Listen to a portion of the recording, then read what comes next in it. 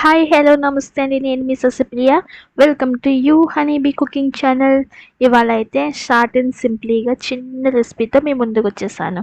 అదేంటో చూసే ముందు ఇప్పటిదాకా చూసిన వాళ్ళలో నా ఛానల్ని ఎవరైతే సబ్స్క్రైబ్ చేసుకోలేదో ప్లీజ్ అండి సబ్స్క్రైబ్ చేసుకోండి, లైక్ చేయండి, షేర్ చేయండి. ఓకేనా? ఇప్పుడైతే వంట చూసేద్దాం.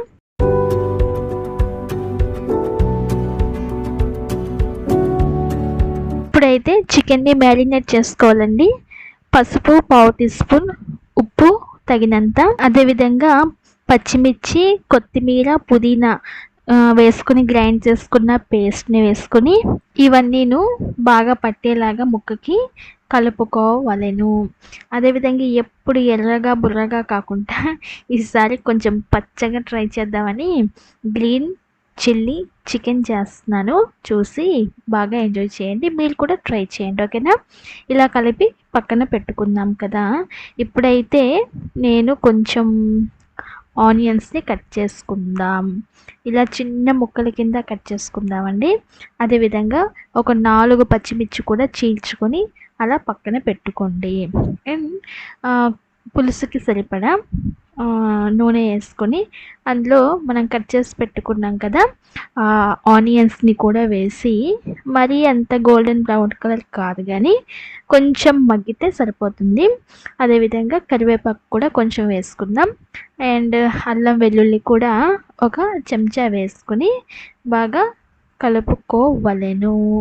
ఇలా కలుపుకున్నాక చూసారా కొంచెం బ్రౌనీ వచ్చింది. ఇంకా మన చికెన్ కూడా వేసేసుకుందాం.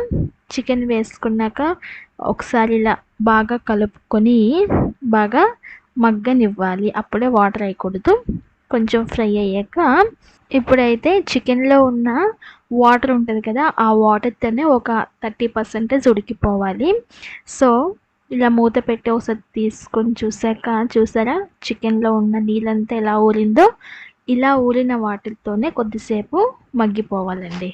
మొత్తం ఆ చికెన్ అంతా డ్రై అయ్యేలా చూసుకున్నాక ఇప్పుడు కొంచెం వాటర్ వేసుకొని బాగా మగ్గనివ్వాలి. ఒక 20 minutes అయినా మగ్గనివ్వాలి, ఉడకనివ్వాలన్నమాట. ముక్క బాగా ఉడికేలా ఉడకబెట్టుకోవాలి.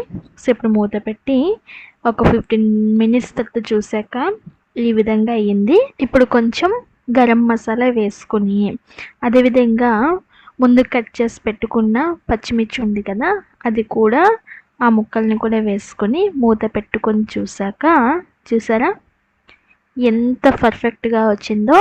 గ్రేవీ కూడా చిక్కపడిపోయింది. ఒక్క 10 minutes ఇంకొకసారి ఫైనల్ టచింగ్ ఇచ్చేసుకోవాలన్నమాట.